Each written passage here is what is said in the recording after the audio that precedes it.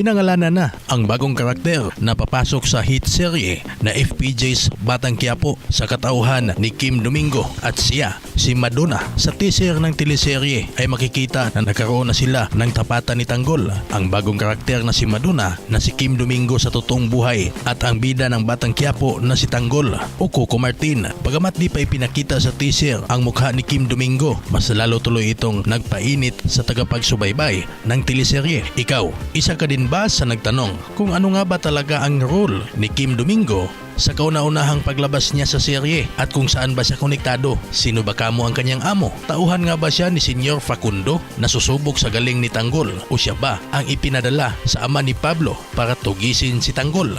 Bago tayo magpatuloy, kung bago ka pa lang sa ating channel, hihilingin ko na mag-subscribe ka muna at papindot ng bell icon para ma-notify ka mga kaserye sa mga bagong video natin. Mga kaserye, sabay nating abangan ang iksinang ito sa susunod na mga araw. Samantala, matutuloy na ang pagpunta ng mga Montenegro sa pamamahay ni na Senyor Facundo upang makiramay sa kanilang kaisa-isang apo na si Pablo. Sa mismong pamamahay din ay nagtungo si Tanggol kasama ang kanyang grupo sa pangunguna ni Amanda at Supremo para makipagkita kay Senyor Facundo. Sa pagpasok niya pa lang ay agad nang napatanong si Tanggol kung sino ang namatay. Walang kaalam-alam si Tanggol na ang bahay na yun ay bahay ni Pablo, ang kanyang pinatay. Nakakapanabik din ang iksinang ito kaserye dahil posibleng kukunin si Tanggol na tauhan ni Senyor Facundo. Posible din na siya ang kikilos kung sakaling magkaroon ng hidwaan ang kabalyero, ang mga kabalyero at Montenegro, kung saan isa sa mga miyembro ng Montenegro ay si Ramon, ang tunay na ama ni Tanggol, at si Olga naman, ang tunay na ina ni Bubbles.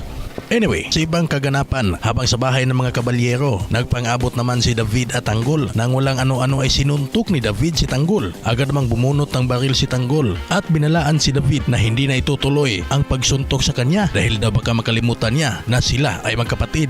Makikita ba ni Rigor ang panunutok ng baril ni Tanggol? Kung makita ito ni Rigor,